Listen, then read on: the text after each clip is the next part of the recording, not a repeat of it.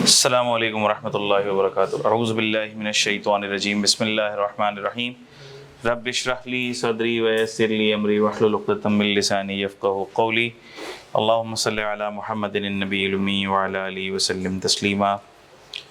बेटा, उम्मीद और दुआ करता हूँ आप लोग खैर व आफ़ियत से होंगे, तबीयत ठीक होगी आप लोगों की। अच्छा भाई, तो बेटा हमारा डिस्कशन चल रहा था रेजिडेंशियल स्टेटस का, और हमने कल चेंज इन टैक्स ईयर को भी डिस्कस किया कि अगर टैक्स ईयर चेंज करना हो तो उसका क्या तरीका है। आसान सा तरीका था, कमिश्नर को अप्लाई करेंगे, कंपेलिंग नीड शो करेंगे, कमिश्नर चाहे तो अप्रूव करे, रिजेक्ट करे, अप्रूव करे, सब्जेक्ट टू सर्टन कंडीशंस। पहले से दी हुई परमिशन को विड्रॉ भी कर सकता है, अपॉर्चुनिटी ऑफ बीइंग हर्ड देगा, जो डेट स्पेसिफाई होगी ऑर्डर में उस डेट से चेंज टैक्स ईयर इफेक्टिव होगा, और जो कमिश्नर अगर पहले से दी हुई अप्रूवल को विड्रॉ कर रहा है तो अपॉर्चुनिटी ऑफ बीइंग हर्ड देगा। रिव्यू एप्लीकेशन फाइल की जा सकती है against the decision of the commissioner. किसको रिव्यू एप्लीकेशन फाइल की जा सकती है भाई? बोर्ड को की जा सकती है। का क्या मतलब है? चेयरमैन एफबीआर को। किसको? चेयरमैन एफबीआर को रिव्यू एप्लीकेशन दी जा सकती है जिसका डिसीजन फाइनल होगा। ये बातें हमने देखी थी। फिर हमने रेजिडेंशियल स्टेटस ऑफ इंडिविजुअल देखा था। रेजिडेंशियल स्टेटस ऑफ इंडिविजुअल के अंदर हमने रेजिडेंशियल स्टेटस के बारे में हमने बातें की थी। रेजिडेंशियल स्टेटस के बारे में हमने बातें की थी और रेजिडेंशियल स्टेटस वाली बातें आपके सामने आ रही हैं। हमने सबसे पहले ये देखा कि फिजिकल प्रेजेंस देखी जाएगी। सर फिजिकल प्रेजेंस क्या 183 उससे ज्यादा डेज की है? अगर फिजिकल प्रेजेंस 183 या उससे ज्यादा डेज की है तो फिर तो हर बंदा पक्का ठक्का क्या हो जाएगा? रेजिडेंट हो जाएगा। अगर फिजिकल प्रेजेंस 183 से कम डेज की है, हमने कहा अगर तो नॉन सिटीजन है तो वो पक्का ठक्का क्या हो जाएगा? Non resident. हाँ, लेकिन सर अगर फिजिकल प्रेजेंस पूरे साल में 183 से लेस डेज की है तो सिटीजन के केस में रेजिडेंट बन सकता है बंदा। सिटीजन के केस में रेजिडेंट बन सकता है बंदा। तो सर कैसे बन सकता है? कैसे बन सकता है सिटीजन के केस में बंदा रेजिडेंट? हमने कहा कि रेजिडेंट ऐसे बन सकता है कि हम चेक करेंगे। हम क्या चेक करेंगे? हम चेक करेंगे कि क्या वो किसी दूसरी कंट्री में टैक्स पर्पस के लिए रेजिडेंट है। अगर है तो फिर नहीं बन सकता। ठीक है, फिर नहीं बन सकता रेजिडेंट। अच्छा भाई, सर अगर तो किसी और कंट्री में टैक्स पर्पस के लिए रेजिडेंट नहीं है तो क्या चांसेस हैं? जी चांसेस हैं। ये चेक करें कि किसी और स्पेसिफिक कंट्री में 183 या उससे ज्यादा डेज तो नहीं गुजारे। किसी और स्पेसिफिक कंट्री में 183 या उससे ज्यादा डेज तो नहीं गुजारे। अगर गुजारे हैं तो पाकिस्तान में नॉन रेजिडेंट हो जाएगा, और अगर नहीं गुजारे तो यानी अगर सिटीजन, इन शॉर्ट अगर मैं बात करूं तो अगर सिटीजन है और 183 से लेस डेज पाकिस्तान में मौजूद है, 183 से लेस डेज पाकिस्तान में मौजूद है, तो एक केस ऐसा है कि जिसमें वो रेजिडेंट बन जाएगा। और वो कौन सा केस है? जब वो किसी और कंट्री में रेजिडेंट भी ना हो और किसी स्पेसिफिक कंट्री में 183 या उससे ज्यादा डेज भी ना हो, तो वो ऑटोमेटिकली कहाँ का रेजिडेंट हो जाएगा? गुड हो गई बात। अच्छा भाई, तो ये बात हमने कल सारी पढ़ ली थी। फिर हमने ये भी पढ़ लिया था गवर्नमेंट एम्प्लॉय के बारे में, रूल टू काउंट डेज ही पढ़ लिया था। रूल टू काउंट डेज मैंने आपको बता दिया था, part of the day that an individual is present in Pakistan will be counted as a whole day, including day of arrival, day of departure, public holiday, day of leave, day that individual activity in Pakistan is interrupted because of a strike, lockout, delay in receipt of supplies, a holiday spent in Pakistan, before, during or after any activity in Pakistan. ये सारी बातें counting में आएंगी। कौन सी counting में आएंगी? पाकिस्तान में day की काउंटिंग में आएगी। अगर ये इसमें से कोई भी चीज होगी तो वो डे पाकिस्तान की काउंटिंग के अंदर काउंट होगा। एक क्राइटेरिया ऐसा है, एक सिचुएशन ऐसी है जो पाकिस्तान के डेज काउंटिंग में नहीं लेंगे हम, और वो कौन सी है? A day in Pakistan solely by reason of being in transit does not count as a day present in Pakistan। इस पर मैंने कल तफसील से बात की कि इसका असल में मतलब क्या है। इसका देखने में मतलब जो लगता है वो इतना ख़ास है नहीं, इसके पीछे एक और मकसद है, वो बड़ा डिटेल में डिस्कस किया मैंने। तो जिन्होंने कल की क्लास मिस की है वो रिकॉर्डेड लेक्चर में देख सकते हैं उसको, ठीक है।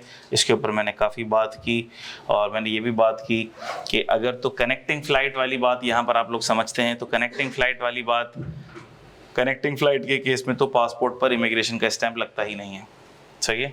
तो अगर कनेक्टिंग फ़्लाइट जब होती है किसी की, तो वो किसी कंट्री के अंदर एज अ ट्रांजिट स्टे कर लेता है 4 घंटे के लिए, 5 घंटे के लिए, लेकिन वो तो पासपोर्ट के ऊपर एविडेंस होता ही नहीं है क्योंकि इमिग्रेशन का स्टैम्प नहीं लगता। तो इसमें मैंने आपको बताया कि इस रूल के तहत और भी बहुत सी सिचुएशंस आ जाती हैं। जैसे मैंने आपको कोविड की सिचुएशन की मिसाल दी, इंडिया पाकिस्तान का जब क्लैश चल रहा था तो एयर स्पेस बंद हुआ था, और फिर मैंने अपनी एक आपको पर्सनल एग्जांपल देकर भी इस बात को क्लियर किया कि इस पॉइंट का क्या मतलब हो सकता है। तो क्या ये बातें सबको समझ आती हैं? गुड। तो अब हम मूव करेंगे थोड़ी सी इसकी प्रैक्टिस पर। मैंने आपको डेज काउंट करना सिखाए थे। मैंने आपको डेज काउंट करना सिखाए थे कि एक टैक्स ईयर के अंदर डेज की काउंटिंग कैसे होगी।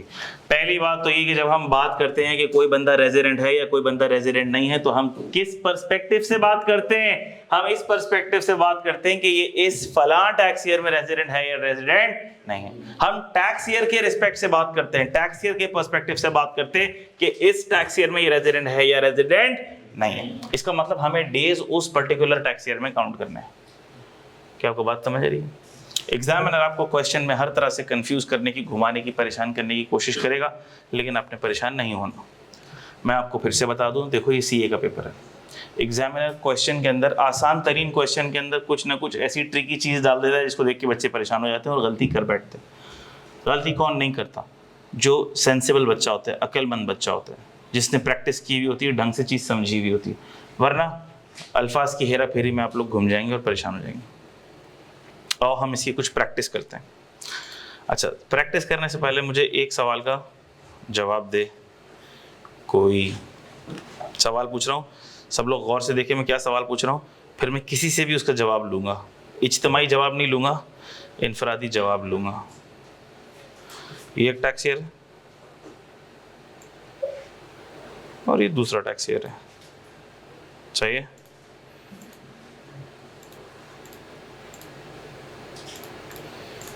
ये टैक्स ईयर शुरू हुआ मिसाल के तौर पर 1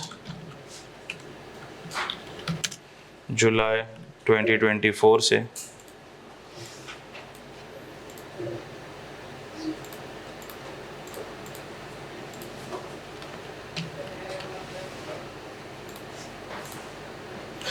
ये टैक्स ईयर कब से शुरू हुआ?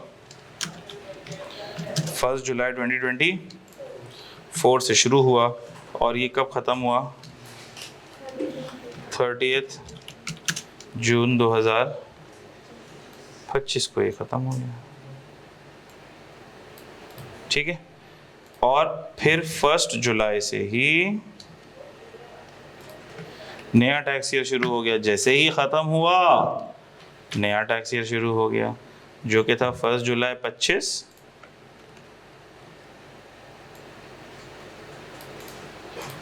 और ये ख़त्म कब होगा मेरे बच्चों? 30 जून 26 को ख़त्म होगा। किसी को इसमें कोई डाउट? नहीं सर। अच्छा, मुझे ये बताओ,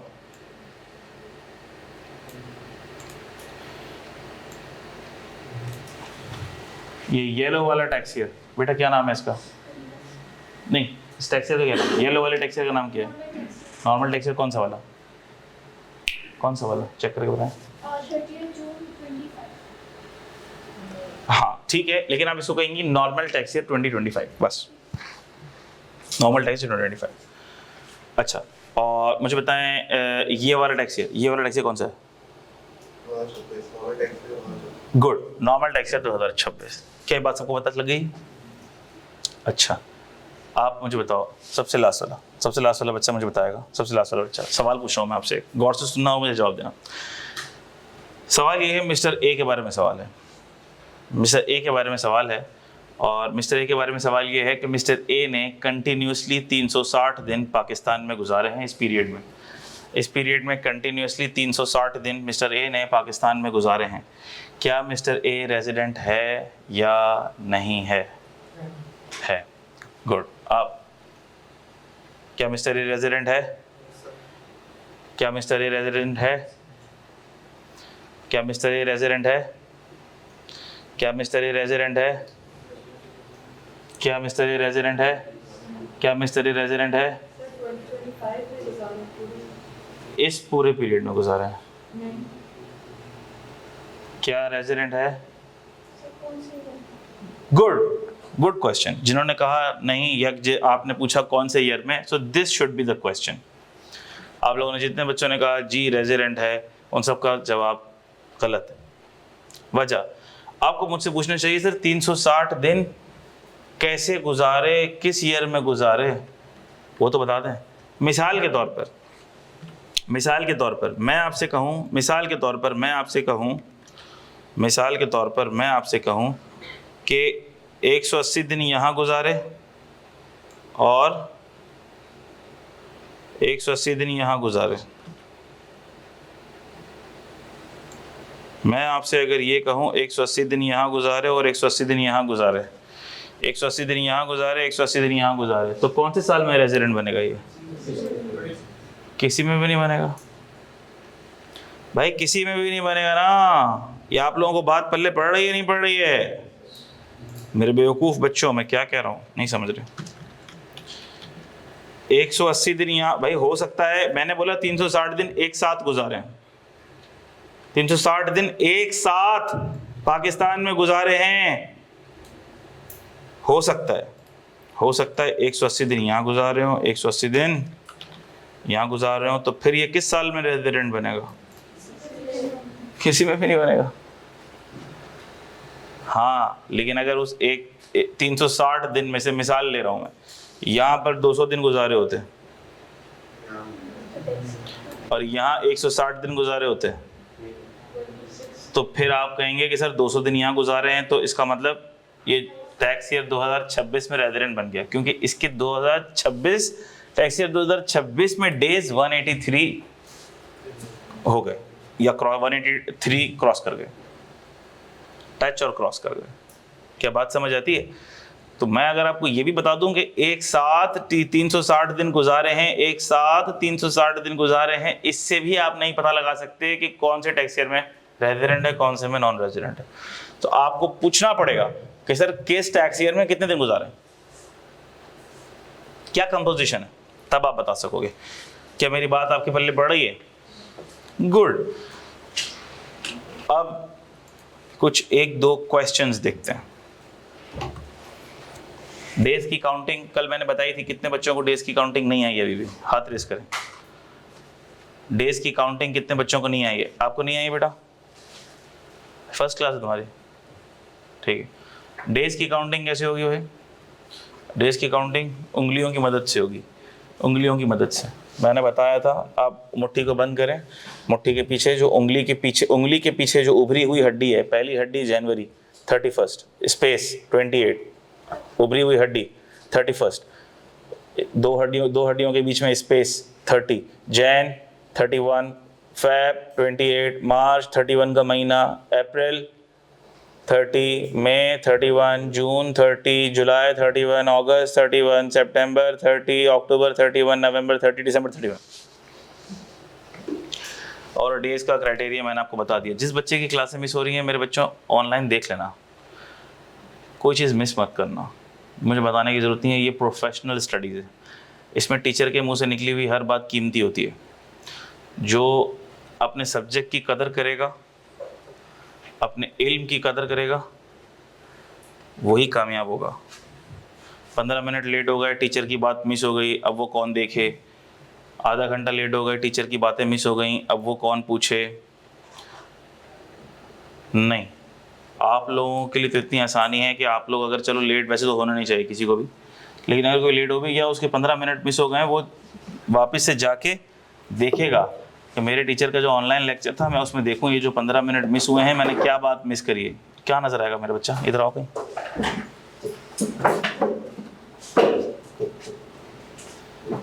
मेरे टीचर की क्या बात मिस हुई है 15 मिनट के वो मुझे देखनी है। आधे घंटे की मेरे टीचर की क्या बात मिस हुई है वो मुझे देखनी है। मेरा ये लेक्चर मिस हुआ है, ये मुझे कवर करना है। जो अपने इस सब्जेक्ट की कदर करेगा, जो इस इल्म की, इस नॉलेज की जो उसको टीचर से मिल रही है उसकी कदर करेगा, ये सब्जेक्ट भी आपकी कदर करेगा, आप देखोगे।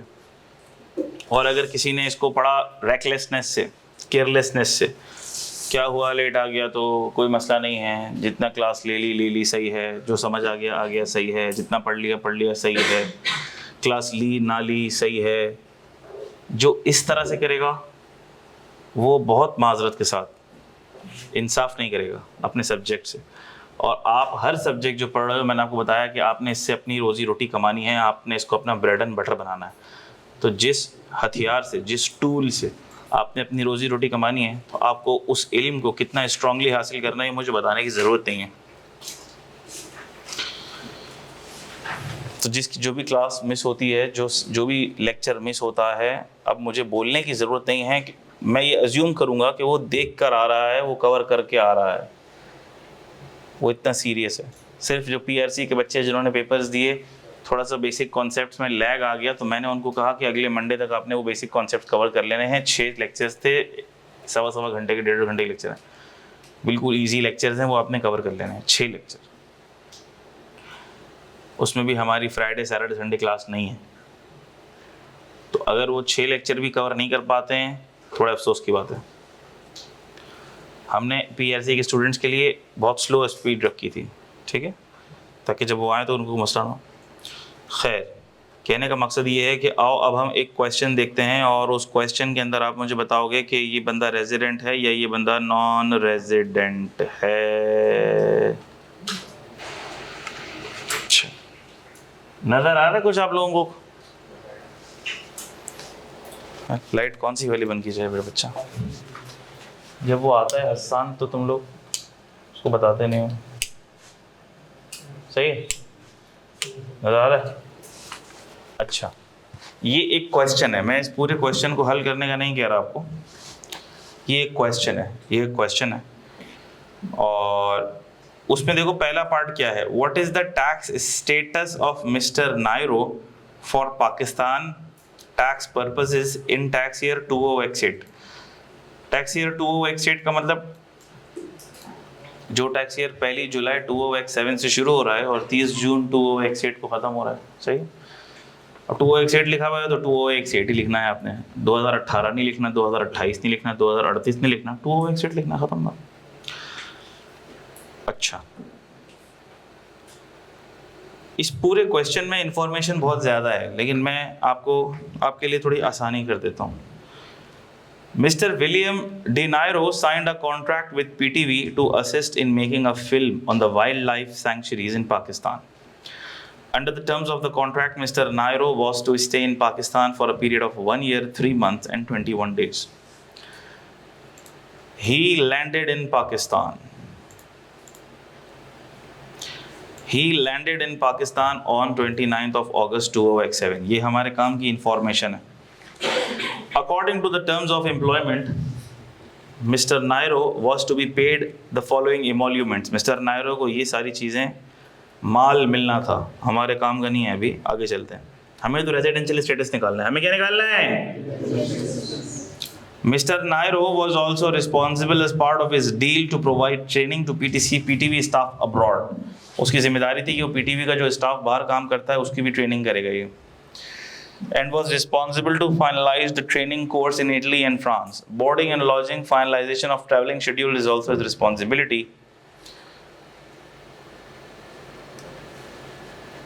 PTV crew left for offshore training on 15th of December 2007.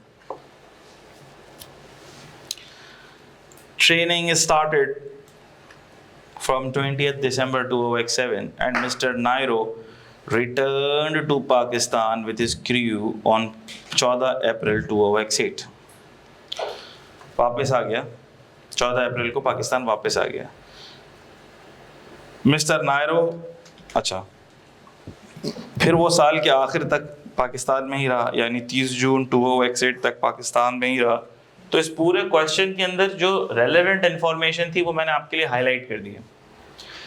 अब इस इंफॉर्मेशन की मदद से आप लोग सब अपने अपने रजिस्टर्स पर कैलकुलेट करेंगे और मुझे बताएंगे कि मिस्टर नायरो क्या टैक्स ईयर 2008 में रेजिडेंट है या नहीं है.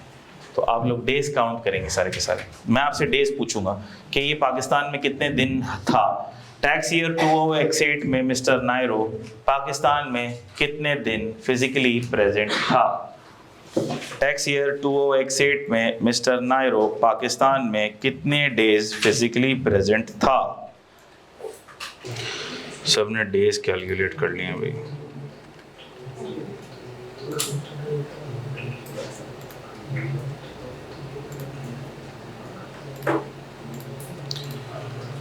अच्छा,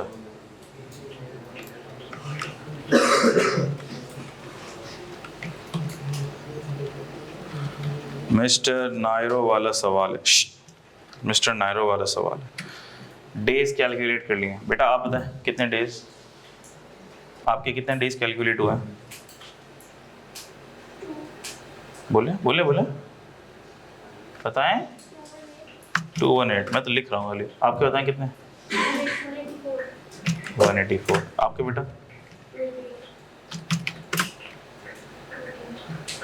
साथ बैठे में इसलिए बराबर बराबर डेज हैं. कितने बेटा आपके बेटा. 136. 187.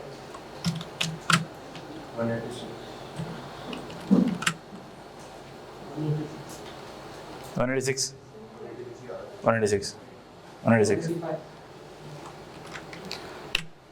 जो अभी तक इस लिस्ट में वेरिएशन नहीं आई है वो बताना मुझे. बताते क्या बताया तुमने. 186.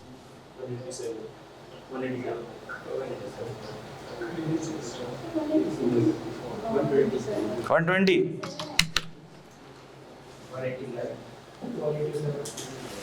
सही. अच्छा, तो आपने देखा कि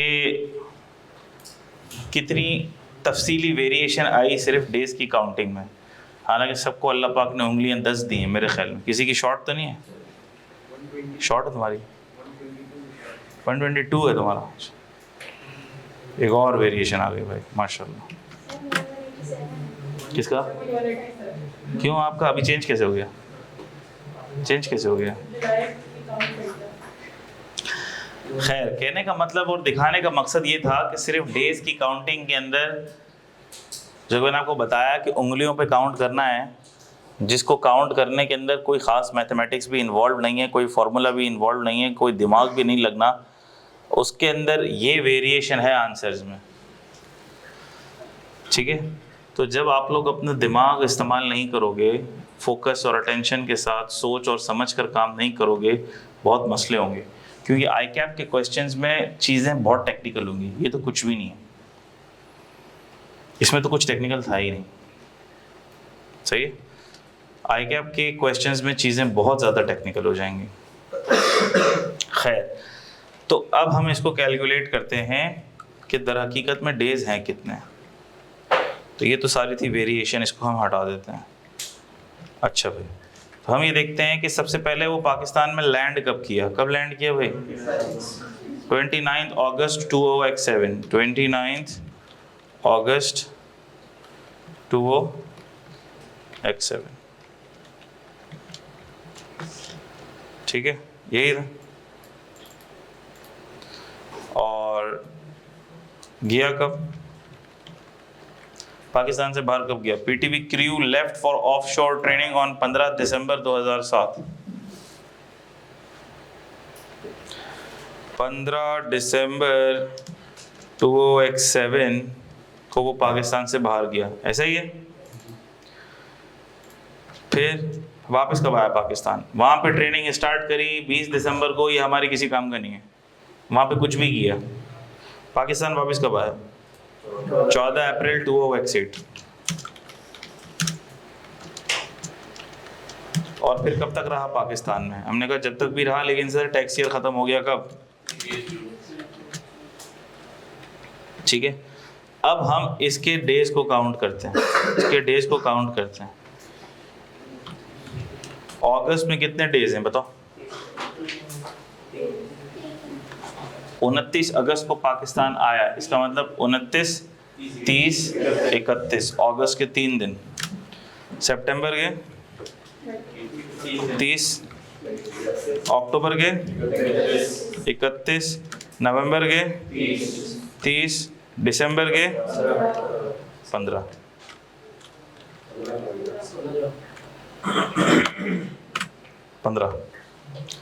डे ऑफ डिपार्चर 15 को पाकिस्तान से डिपार्ट कर गया, रख जुड़े आप, जज़ाकल्लाह, शुक्रिया।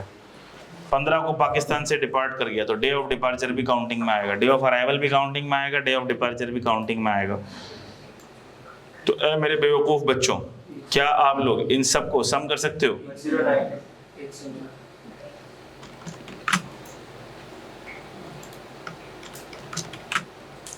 109, ठीक है। अच्छा, फिर 14 अप्रैल को पाकिस्तान आया, 14 अप्रैल को पाकिस्तान आया, तो हमारे होशियार बच्चों ने क्या किया है? जैन, फेब, मार्च, अप्रैल, उन्होंने बोला अप्रैल में होते हैं 30 दिन। 14 अप्रैल को पाकिस्तान में आया, 30 - 14 कर दिया उन्होंने। जब 30 - 14 कर दिया तो आ गया आंसर 16। इससे हुआ क्या कि 14th वाला दिन काउंटिंग से निकल गया, जबकि हमें पता है कि डे ऑफ अराइवल भी काउंटिंग में आना है। तो जब भी ऐसी हरकत करो सोच लेना आंसर गलत हो जाएगा। तो अगर आपको इस तरह से डायरेक्ट माइनस करके निकालना हो कि 30 - 14, तो 30 - 14 में +1 भी कर दिया करो, क्योंकि 30 - 14 जब आपने किया तो 14th भी लेस हो गया, तो 14th तो काउंटिंग में आना था, तो +1 कर दो। तो 30 - 14 16 +1 कितना? 17। अप्रैल के 17 दिन उंगलियों पे भी गिन सकते हो, 14, 15, 16, 17, 18, 19, 20, 21, 22, 23, 24, 25, 26, 27, 28, 29, 30, 17। मई के, जून के, बोलो कितने हुए?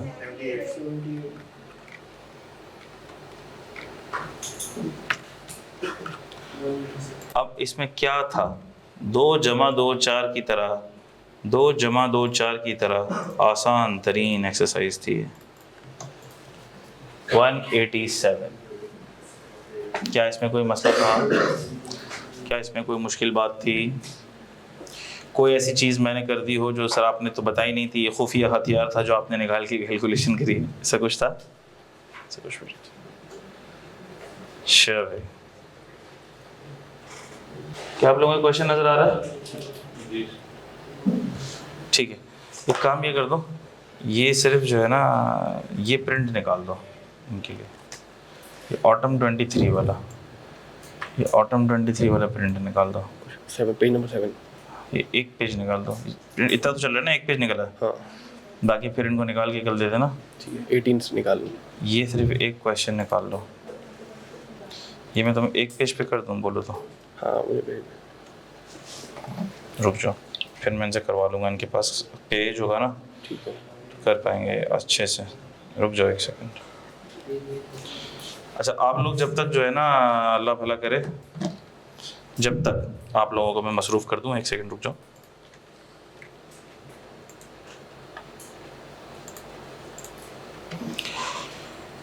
ये आप लोग सॉल्व कर रहे हो इसका आंसर को, मिस्टर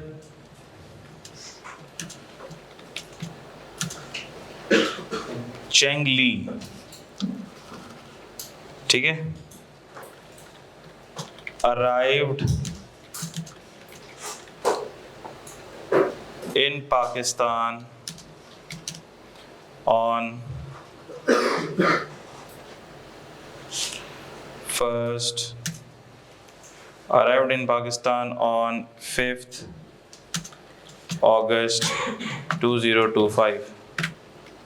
ठीक है, left for Lahore on 13th September 2025. Left for Beijing on 18th November 2025. Returned to Karachi on 16 January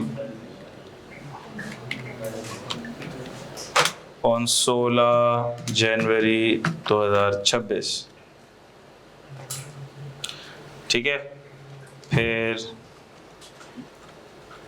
left for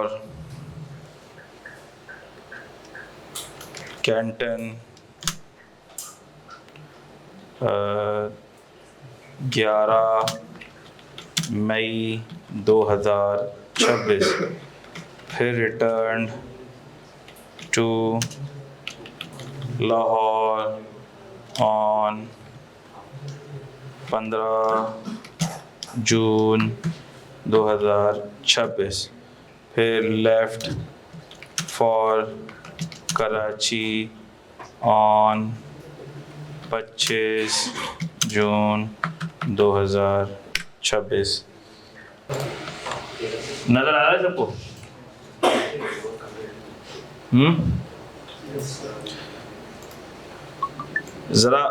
जरा इसके डेज तो काउंट करो.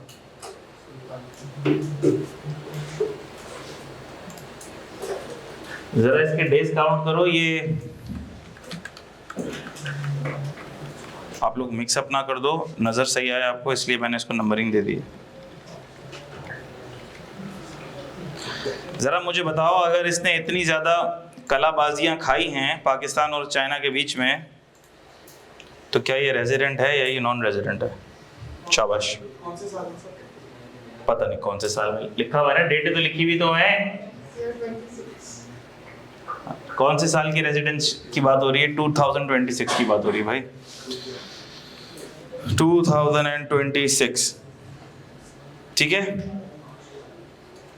आप लोग खामोशी से मशवरा नहीं करो यार. मशवरा क्यों होता है? मेरे सामने मशवरा तो ना करो यार. क्लास में मैं आपको कोई भी चीज़ देता हूँ वो इसलिए देता हूँ ताकि आप अपना दिमाग और अपनी सलाहियतें इस्तेमाल करके मुझे बताओ. क्लास में आप गलत भी बताओगे तो आपके मार्क्स नहीं कटेंगे. आपको आईकैप का एग्जामिनर फेल नहीं कर रहा. लेकिन अगर आपने दूसरे से पूछ कर ठीक भी बता दिया तो मेरे नज़दीक यू आर जीरो. खुद बताओ, गलत बताओ, बहुत अच्छा है. जिंदगी भर याद रहेगा सर को हमने गलत बताया था, अब ये गलती नहीं करनी.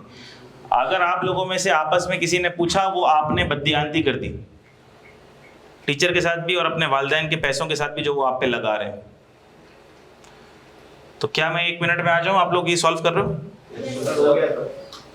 हो गया सॉल्व. ये देखो,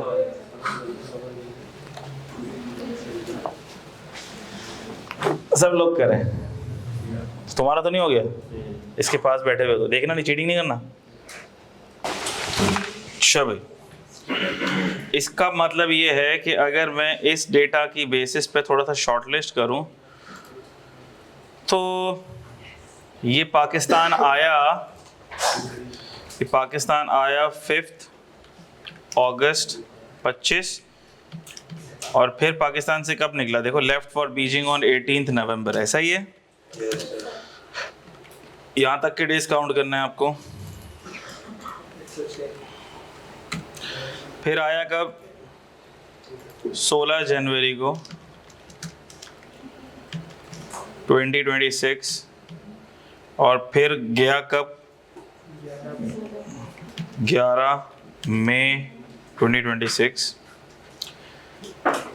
फिर वापस कब आया? 15 जून 2026.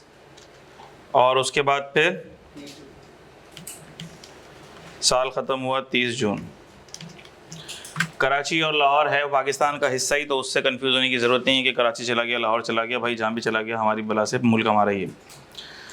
ठीक है, ये 3 डेट्स हैं जिस पर आपको काम करना है। क्या ये बात आपको पता थी? इसमें किसी को डाउट है?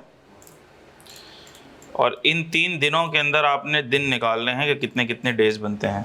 बताओ 5 अगस्त से 18 नवंबर कितने दिन बनते हैं?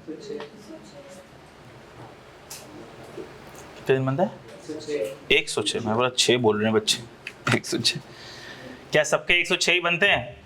मैं कैलकुलेट नहीं कर रहा भाई, जिसके 106 नहीं बनते वो हाथ रेस कर ले।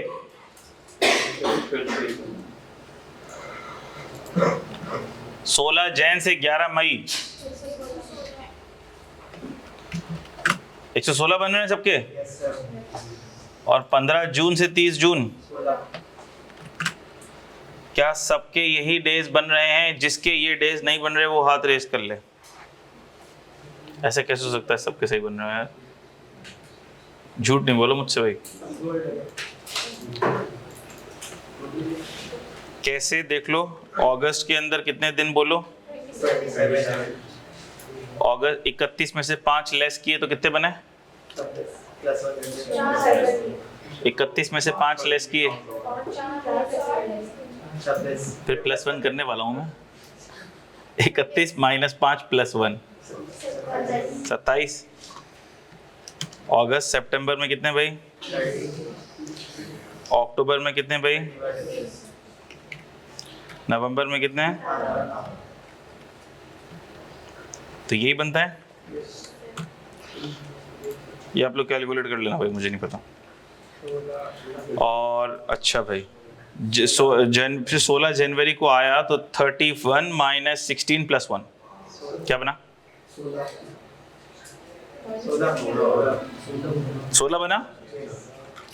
जनवरी के 16, फेब के, मार्च के, अप्रैल के और मई के,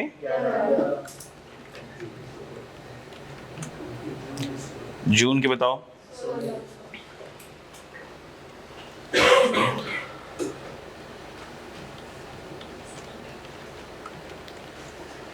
क्या सबका यही आता है?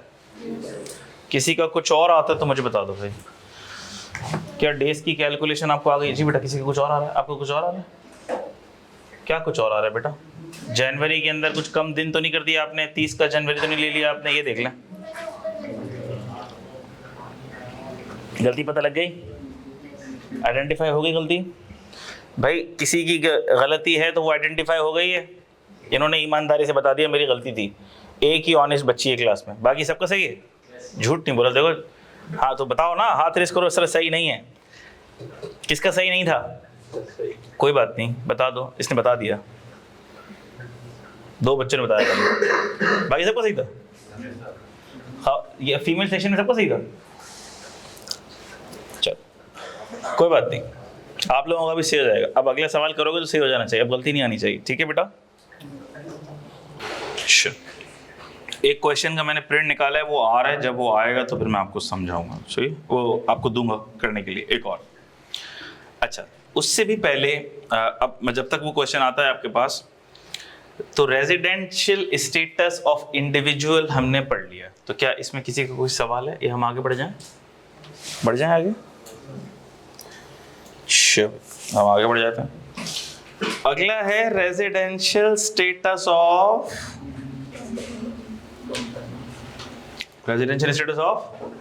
कंपनी। यानी हमें कंपनी का रेजिडेंशियल स्टेटस पता करना है कि कंपनी कब रेजिडेंट होती है और कंपनी कब नॉन रेजिडेंट होती है। ठीक है? अच्छा, कंपनी कब रेजिडेंट होती है और कब नॉन रेजिडेंट होती है, उसको पढ़ने के लिए हमें पहले ये देखना पड़ेगा कि कंपनी होती कौन है, कंपनी की डेफिनेशन क्या है। ठीक है बेटा? हम सबसे पहले ये देखेंगे कि कंपनी की डेफिनेशन क्या है। अच्छा, तो कंपनी की जो डेफिनेशन है, इंडिविजुअल तो आपको पता है फ़र्द वाहिद को कहते हैं। मैं इंडिविजुअल हूँ, आप इंडिविजुअल हैं। इंडिविजुअल फ़र्द वाहिद को कहते हैं वो जो बिजनेस कर रहा है, अर्न कर रहा है, इंडिविजुअल अर्निंग हो रही है, सैलरी कमा रहा है, एक इंडिविजुअल की सैलरी अर्न हो रही है। कंपनी भी एक पर्सन है और कंपनी भी बिजनेस करती है, कंपनी का प्रॉफिट एंड लॉस बनता है और कंपनी एक सेपरेट पर्सन होती है। कंपनी जो अर्निंग करती है उस पर भी टैक्स लगता है। तो सर कंपनी जो हमारे जहन के हिसाब से कंपनी है, क्या वही कंपनी है या इनकम टैक्स ऑर्डिनेंस के अंदर कंपनी की डेफिनेशन कुछ अलग दी हुई है? मैंने कहा इनकम टैक्स ऑर्डिनेंस में कंपनी की डेफिनेशन कुछ अलग दी हुई है, तो हमें देखना पड़ेगा कि इनकम टैक्स ऑर्डिनेंस में कंपनी की डेफिनेशन क्या दी हुई। आओ देखते हैं। Company under section 2 subsection 12 means, क्या लिखा हुआ है? मीन्स। मीन्स क्या मतलब हुआ इसका? इसका मतलब ये हुआ कि कंपनी की डेफिनेशन को वैसे लिया जाएगा जैसा इनकम टैक्स ऑर्डिनेंस में बताया जाता है, यानी कि जैसा इनकम टैक्स ऑर्डिनेंस बता रहा है हम वो एंटिटी कंपनी मानेंगे, चाहे वो कंपनी हो या ना हो। अब अगर income tax ordinance tax purpose के लिए बोलते हैं सर मुनीर कंपनी है, तो वो कंपनी बन जाएंगे टैक्स पर्पस के लिए।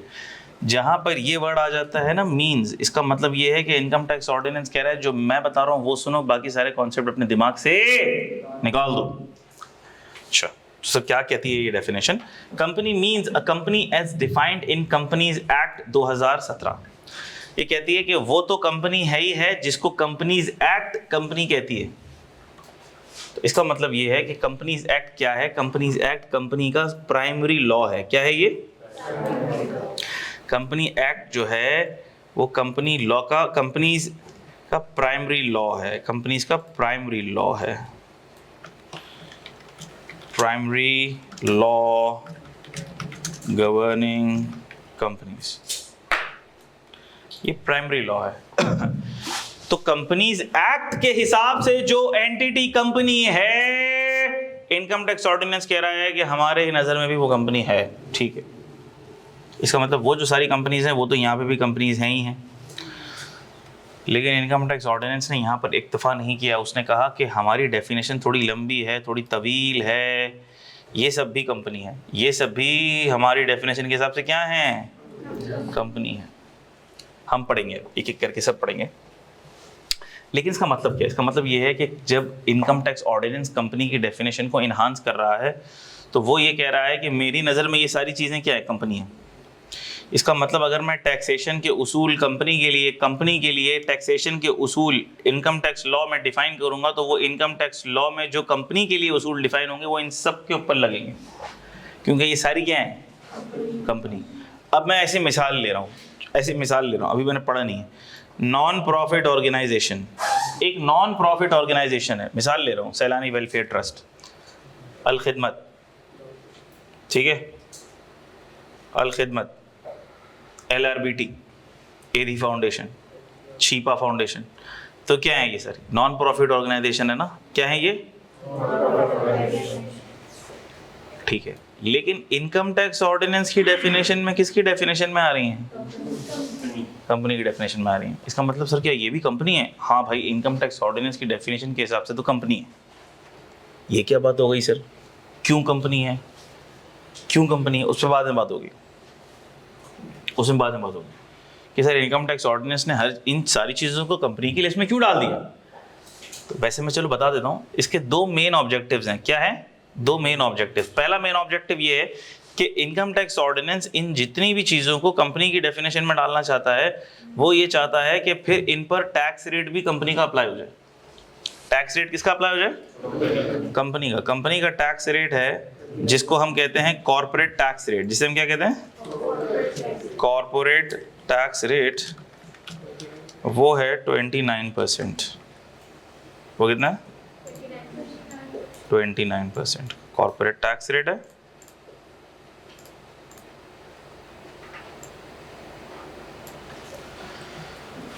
%29 का कॉर्पोरेट टैक्स रेट है। इसका मतलब सर कि ये जितनी भी लिस्ट में कंपनी लिखी हुई हैं जो कंपनी की डेफिनेशन में आ रही हैं, क्या सब पे 29% का टैक्स रेट अप्लाई हो जाएगा? हमने कहा लॉजिकली यस। लेकिन फिर आप कहेंगे सर ये तो दिमाग तो नहीं मान रहा हमारा। नॉन प्रॉफिट ऑर्गेनाइजेशन पर आप 29% का टैक्स लगाएंगे, प्रोविंशियल गवर्नमेंट पे आप 29% का टैक्स लगाएंगे, लोकल गवर्नमेंट पे आप 29% का टैक्स लगाएंगे। दिल तो नहीं मान रहा। हमने कहा अभी ये समझ लो कि सब पे 29% का टैक्स लगेगा। फर्स्ट स्टेप में ये समझ लो लगेगा। फिर क्या होता है, लॉ के किसी और सेक्शन के तहत ये बोल दिया जाएगा कि इस पे टैक्स नहीं लगेगा। इसको हटा दो, लोकल प्रोविंशियल गवर्नमेंट को हटा दो, इस पे नहीं लगाएंगे हम। एनपीओ को हटा दो, सेक्शन 100C बोलेगा एनपीओ को हटा दो, इस पे 100% टैक्स क्रेडिट दे दो, इसको माफ कर दो। तो पहले स्टेप के अंदर कंपनी की डेफिनेशन में तो ये आ गई। तो कंपनी की डेफिनेशन में आने से पहली बात हमने क्या कर दी कि इस पर कॉर्पोरेट टैक्स रेट लगना चाहिए है। हाँ, लेकिन अगर लॉ के किसी और सेक्शन के अंदर उसको एग्जेम्प्ट कर दिया जाए, उससे आज़ादी दे दी जाए, उसको रिलीफ दे दिया जाए, तो वो अलग बात है, फिर वो निकल जाएगा। तो जहाँ लॉ को रिलीफ देना होगा, निकालना होगा, वो निकाल देगा लॉ बाद में। लेकिन अभी हम क्या बोलेंगे, सर ये कंपनी की डेफिनेशन में है। क्या ये बात सबको समझ आ रही है? दूसरी बात, कंपनी के डेफिनेशन में डालने का मकसद, दूसरा मकसद ये होता है इनको जिम्मेदारी देना। क्या देना? जिम्मेदारी देना। क्योंकि कंपनी का जो स्ट्रक्चर होता है ना, वो गवर्न्ड बाय लॉ होता है। क्या होता है? Governed by law. कंपनी अगर कंपनीज एक्ट के तहत बन रही है तो इसका मतलब कि उस पर कंपनीज एक्ट का कानून लागू हो रहा होगा, हाँ या ना? फिर दूसरी चीज हम देखेंगे, ऐसी कोई भी बॉडी, कॉर्पोरेट या कंपनी जो पाकिस्तान के किसी भी लॉ के तहत बनी हो, तो किसी लॉ के तहत बनी होगी तो वो लॉ भी तो उस पर लागू होगा। मुदारबा भी एक स्ट्रक्चर होता है, बताऊंगा मैं, वो मुदारबा ऑर्डिनेंस के तहत बनता है, वो भी एक लॉ है, तो क्या वो भी कानून हो गया? A body incorporated by law by और under the law of country outside Pakistan, Pakistan के बाहर कोई लॉ एप्लीकेबल है, उससे कोई फॉरेन कंपनी बन रही है, तो क्या वो भी लॉ है? तो देखा जाए, अभी मैं एक एक करके सबको एक्सप्लेन करूंगा आपको, तो देखा जाए तो जब आप देखेंगे तो ये सबके सब किसी ना किसी लॉ के तहत आमतौर पर गवर्न कर रही होंगी, पैदा हुई होंगी, किसी लॉ के तहत वजूद में आई होंगी। तो जो एंटिटी किसी लॉ के तहत वजूद में आ रही है उसको कंपनी की डेफिनेशन ने समो लिया। कंपनी की डेफिनेशन ने बोला ये भी कंपनी है, इसको भी ले आओ, ये भी कंपनी है, इसको भी ले आओ, ये जा रही है, ये भी कंपनी, इसको भी ले आओ, ये जा रही है, इस पे कोई लॉ लग रहा है, जी लग रहा है, इसको भी ले आओ इधर। सबको उठा के डाल दिया उसने किसकी डेफिनेशन में? कंपनी की डेफिनेशन में। तो सर ऐसा क्यों किया? क्योंकि इन पर कोई लॉ लग रहा था, और जिस पर कोई लॉ लगता है, कोई कानून लगता है, हम कहते हैं कि वो थोड़ा सा जरा कायदे कानून में होगा, हाँ या ना? वो थोड़ा सा जरा कायदे कानून में होगा, तो उस पर हम जिम्मेदारी डालेंगे। क्या डालेंगे? जिम्मेदारी। तो जो भी कंपनी की डेफिनेशन में आता है ना, उस पर जिम्मेदारी लगती है, लॉ उस पर जिम्मेदारी लगाता है। सर क्या जिम्मेदारी लगाता है? आमतौर पर एक जिम्मेदारी लगाता है जिसे हम कहते हैं विदहोल्डिंग की रिस्पॉन्सिबिलिटी। किसकी रिस्पॉन्सिबिलिटी?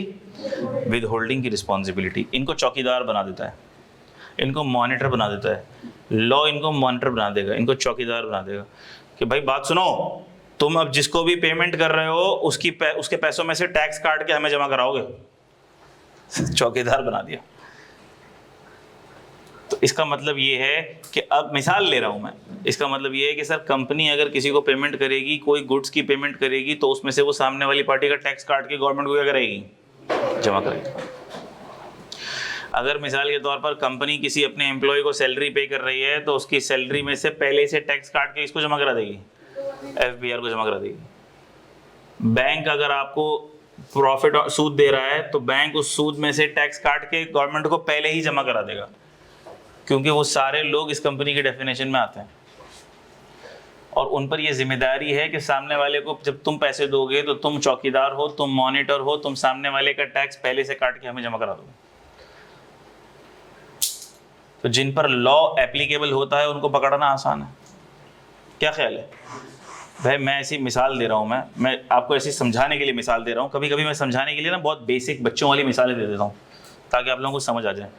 भाई मिसाल के तौर पर एक बंदा दुकान में बैठ के फ्रूट बेच रहा है, एक बंदा रेडी में बैठ के फ्रूट बेच रहा है। अब आपने रेडी वाले से फ्रूट लिया, फ्रूट ख़राब था, खाया आपने, पेट ख़राब हो गया। रेडी वाले से बन कबाब ले गया, आपने बन कबाब खा लिया, पेट ख़राब हो गया। अगले दिन आप गए, रेडी वहाँ पे खड़ी भी नहीं है, किसको पकड़ोगे? फूड पॉइजन हो गया बच्चे को, भाई इसको पकड़ो, पकड़ में आएगा वो? नहीं। लेकिन एक है रिकग्नाइज्ड शॉप, उसके पास लाइसेंस लगा हुआ है, फूड सेफ्टी इंस्पेक्टर आता है, उधर से आपने बर्गर खाया, अल्लाह ना करे किसी ने बर्गर खाया, उसको कोई प्रॉब्लम हो गया, तो क्या उसके ऊपर वो केस भी कर सकता है? बिल्कुल कर सकता है। और थोड़ा सा आपको दिल को तसल्ली भी होगी ना, यार ये रेगुलेटेड स्ट्रक्चर है, यहाँ से खाओ बेहतर है कि नहीं है? इसी तरह लॉ ने जिम्मेदारी का बोझ किस पे डाल दिया? इनकम टैक्स ऑर्डिनेंस ने जिम्मेदारी का बोझ उस पर डाल दिया जो किसी लॉ के तहत रेगुलेटेड है, किसी लॉ के तहत बनी है, क्योंकि उनको पकड़ना आसान है। तुमने पेमेंट कर दी, तुम तो कंपनी थे, तुमने पेमेंट कर दी और इसको तुमने पैसे दे दिए और इसका टैक्स भी नहीं काटा, आ जाओ इधर साइड में, तुमको 2 थप्पड़ लगाएंगे हम। तुम तो कंपनी थे, तुमने ऐसा कैसे कर दिया? बात समझ आ रही है? मकसद समझ आ रहा है? ना बच्चे परेशान होते हैं, सर ये भी कंपनी, ये भी कंपनी, तू भी कंपनी, मैं भी कंपनी, सब कंपनी, क्यों कंपनी सर, इतनी सारी कंपनी? तो हम इसको देख लेते हैं, थोड़ा सा एक एक करके पढ़ते हैं इसको। अच्छा, a company as defined in the companies act, तो वो तो सारी कंपनियां हैं ही हैं। तो अब बॉडी कॉर्पोरेट का मतलब कंपनी, कॉर्पोरेट बॉडी मतलब कंपनी। कंपनी फॉर्म्ड बाय और under any law in force in Pakistan, by और under any law in force in Pakistan. आपको कौन से कलर में विजिबिलिटी बेहतर आती है? इसमें आती है बेहतर? सही है। Law in force in Pakistan, तो मैं ऐसे ही इसकी कुछ एक आध मिसाल आपके सामने लिख देता हूँ। थोड़ा सा मैं फॉन्ट छोटा करूँगा क्योंकि वरना मिक्सअप हो जाएगा ज़रा। थोड़ा सा फॉन्ट में छोटा करूँगा ताकि मैं एग्जाम्पल अगर इधर लिखता हूँ ना तो आपके लिए नोटिंग में रहे वो। फॉर एग्जाम्पल, मिसाल के तौर पर, सर ऐसी कोई भी बॉडी कॉर्पोरेट जो पाकिस्तान के किसी लॉ के तहत वजूद में आई है, तो सर पाकिस्तान का जो लॉ है जिसके तहत बॉडी कॉर्पोरेट वजूद में आती हैं वो तो कंपनीज एक्ट ही होता है। और कौन सा लॉ होगा? और कौन सा लॉ है? पाकिस्तान का जो लॉ है जिसके तहत कंपनियां वजूद में आती हैं वो तो कंपनीज एक्ट ही होता है। हमने कहा कभी कभी ऐसा भी होता है कि किसी और लॉ के तहत भी पैदा हो जाती हैं कंपनियां। मिसाल ले लें सर, पीएनएससी ऑर्डिनेंस के तहत PNSC Pakistan National Shipping Corporation पैदा हुई थी। जैसे PIA ordinance, Pakistan International Air ordinance, PIA ordinance के तहत पीआईए पैदा हुई थी। और जो बैंक्स होते हैं वो कौन से लॉ के तहत पैदा होते हैं? बैंकिंग कंपनीज ऑर्डिनेंस के तहत बैंक्स पैदा होते हैं। इंश्योरेंस ऑर्डिनेंस के तहत इंश्योरेंस कंपनीज पैदा होती हैं। ये भी लॉज हैं और इन लॉज के तहत भी कंपनीज पैदा होती हैं। ठीक है, हुई हैं और होती हैं। बैंकिंग और इंश्योरेंस कंपनीज तो इस लॉ के तहत पैदा होती हैं। ठीक हो गई बात? तो सर ये भी क्या कंपनीज हैं? हमने कहा जी ये भी कंपनीज हैं। इसी तरह मुदारबा किसको कहते हैं? मुदारबा भी पैदा होता है अंडर मुदारबा ऑर्डिनेंस। इसका भी लॉ होता है एक, ये भी लॉ के तहत पैदा होती है। पर ये मुदारबा होता क्या है? मुदारबा भी कंपनी की तरह, दिखने में कंपनी की तरह लगता है। कैसे लगता है? कंपनी की तरह लगता है। सर इसकी डिटेल बताएं। मैं कहा इसकी डिटेल हम नहीं बताएंगे आपको। इसकी डिटेल आप जब सीए फाइनल में जाएंगे, जब आप कॉर्पोरेट लॉ पढ़ेंगे तो कॉर्पोरेट लॉ के अंदर एक लॉ होगा मुदारबा ऑर्डिनेंस का। वो मुदारबा ऑर्डिनेंस का जब आप लॉ पढ़ेंगे तो आपको पता लग जाएगा कि मुदारबा किसको बोलते हैं। लेकिन सर फिर भी कुछ तो बताएं, मुदारबा दिखने में कैसा लगता है? रोड पे कहीं चलता हुआ नजर आए तो हम बोल तो दें उसको मुदारबा जा रहा है, ऐसी ही तरह। तो हमने कहा मुदारबा बिल्कुल कंपनी की तरह, दिखने में बिल्कुल कंपनी की तरह लगता है। जिस तरह कंपनी के शेयर्स होते हैं, मुदारबा के सर्टिफिकेट्स कहलाते हैं। जिस तरह कंपनी के शेयर्स होते हैं, मुदारबा के क्या होते हैं? सर्टिफिकेट्स होते हैं। कंपनी के शेयर्स स्टॉक एक्सचेंज पे, आप लोगों को आइडिया है स्टॉक एक्सचेंज का? आइडिया है कि कुछ थोड़ा बहुत होगा आइडिया कि कंपनीज आगे आएंगी। बातें देखो, बातें बहुत सारी आगे आएंगी। मैं ना आप लोगों को इन्फॉर्मेशन ओवरलोड, इन्फॉर्मेशन बम्बार्टमेंट करने का मैं आदी नहीं हूँ। मैं चाहता हूँ बात करूँ सीधी, आसान, जो आपकी खोपड़ी और मगज़ के अंदर बैठ जाए।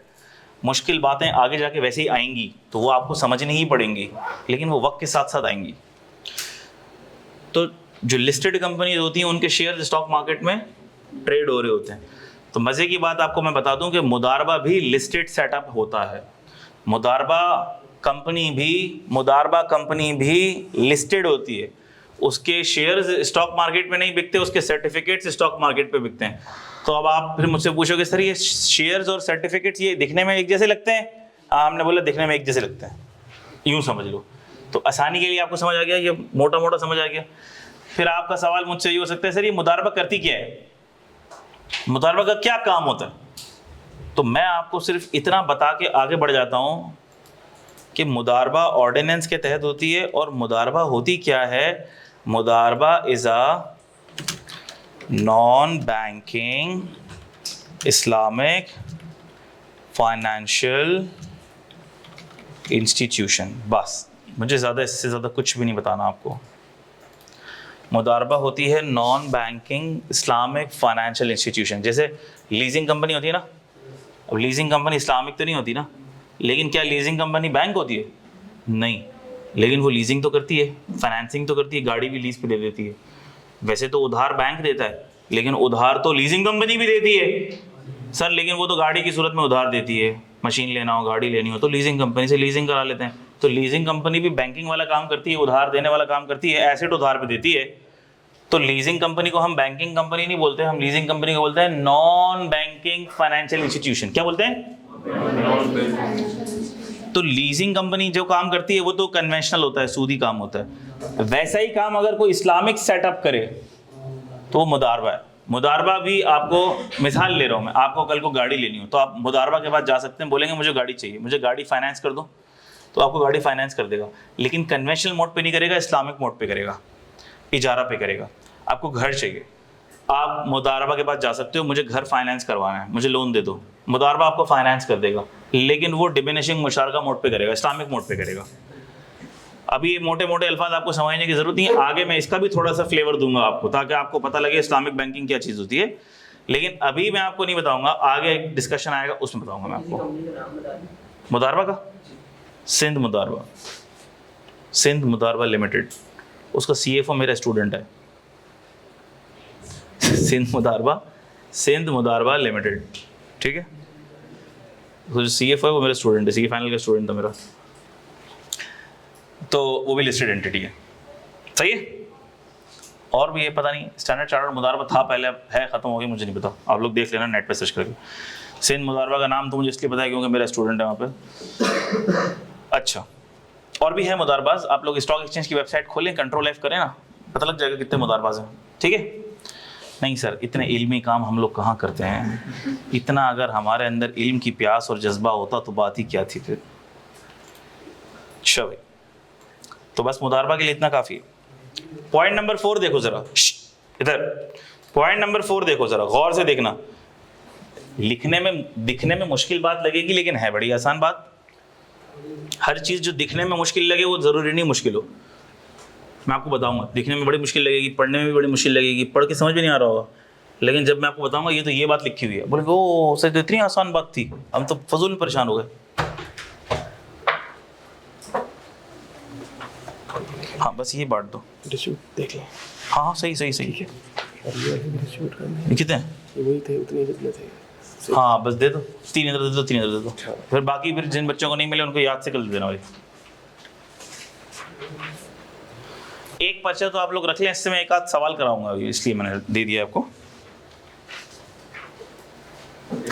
टाइम इतना जल्दी क्यों पास हो जाता है?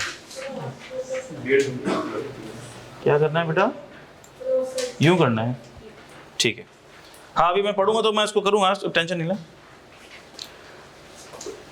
अच्छा भाई, पॉइंट नंबर 4 रीड कर रहा हूं मैं। अ बॉडी इनकॉर्पोरेटेड, इनकॉर्पोरेटेड मतलब वजूद में आई, ऐसा इदारा जो वजूद में आया, ऐसी बॉडी जो वजूद में आई। इनकॉर्पोरेट आमतौर पर कंपनीज के लिए वर्ड इस्तेमाल किया जाता है, कंपनी के पैदा होने के लिए, कंपनी वजूद में आई। अ बॉडी इनकॉर्पोरेटेड बाय और under the law of a country outside Pakistan. किस लॉ के तहत वजूद में आई?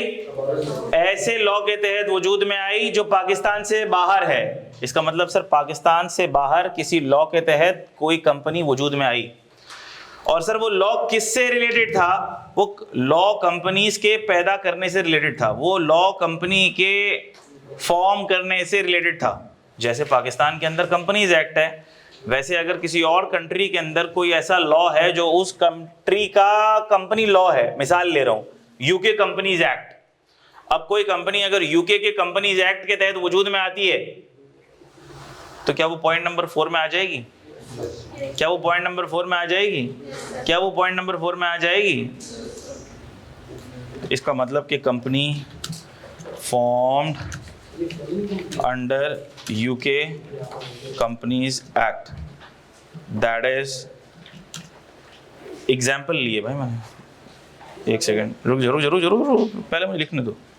Example a company formed under UK, जज़ाकल्लाह बेटा बहुत शुक्रिया। Company is UK act, that is a foreign company, इस पॉइंट नंबर 4 में कौन सी कंपनी आ जाती है? फॉरेन कंपनी आ जाती है। तो कोई बच्चा कह सकता है सर ये क्या बात हुई, हमने अपनी डेफिनेशन में फॉरेन कंपनी को भी ले लिया। आ रहा है दिमाग में ये पॉइंट आ रहा है ना आपके, कि हमने अपनी डेफिनेशन में किसको भी कंसिडर कर लिया? फॉरेन कंपनी को भी कंसिडर कर लिया। तो हमने कहा परेशान ना हो, अभी मैंने ये थोड़ी बोला है कि ये फॉरेन कंपनी से हम लोग टैक्स लेने लग गए। ऐसा बोला मैंने कुछ? ऐसा बोला मैंने कि हम इस फॉरेन कंपनी को गर्दन से पकड़ेंगे, बोलेंगे इतने करोड़ों पर टैक्स निकाल? ऐसा बोला मैंने कुछ अभी? मैं तो ये कह रहा हूं कि डेफिनेशन के तहत एक फॉरेन कंपनी भी कंपनी है। कंपनी की डेफिनेशन के तहत एक फॉरेन कंपनी भी क्या है? कंपनी है। इसका क्या मतलब हुआ? इसकी मिसाल मैं समझाने के लिए आपको यूं दे दूं, मैं यूं देता हूं मिसाल समझाने के लिए। मैंने आपको बताया मैं मिसाल बहुत इजी देता हूं ताकि आप लोगों को समझ आ जाए। तो मिसाल के तौर पर मैं बैठा हुआ हूं अपने बच्चों के साथ टीवी देख रहा हूं। अब टीवी के अंदर कोई शो आ रहा है, वो पाकिस्तान का शो नहीं है, नेशनल ज्योग्राफिक के ऊपर आ रहा है, किसी और चैनल के ऊपर आ रहा है, कोई यूके का प्रोग्राम चल रहा है, उसके अंदर रोड के ऊपर बिल्ली जाते हुए दिखा रहे हैं, या कोई डॉग शो या कैट शो चल रहा है, और मैं अपने बेटे को बोलूं देखो बेटा डॉगी, देखो बेटा डॉगी आ रहा है टीवी में, तो वो मुझे ये बोलेगा पापा ये यहाँ का डॉगी थोड़ी, ये तो यूके का डॉगी है। भाई है तो डॉगी ना, है तो कैट ना। अब वो फॉरेन कंट्री में है भले, लेकिन है तो कैट, है तो डॉग। तो भले फॉरेन कंपनी है, फॉरेन कंट्री के अंदर कंपनी है, लेकिन है तो कंपनी। हम ये बोल रहे हैं भाई, हम ये बोल रहे हैं कि ये डेफिनेशन के हिसाब से क्या है, ये फॉरेन कंपनी भी क्या है? कंपनी। एक सेकंड दीजिएगा बेटा। अस्सलाम वालेकुम वरहमतुल्लाहि। वालेकुम अस्सलाम। अल्लाह का शुक्र। कौन बात कर रहे हैं? अच्छा बेटा मैं अभी क्लास में हूँ, मैं थोड़ी देर बाद तुम्हें कॉल करूँगा, ठीक है?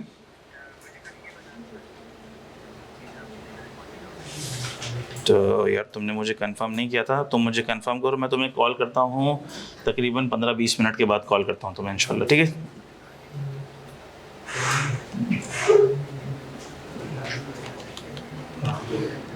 यार मैंने तुम्हें कहा था तुम मुझे कंफर्म करना है, तुमने मुझे कंफर्म ही नहीं किया था। लेकिन चलो अगर वो आ रहे हो तो मुझे बताओ फिर, ठीक है? चलो ठीक है ठीक है ठीक है, 2 बजे डन करो, 2 बजे डन करो, ठीक है? ओके अल्लाह हाफिज़।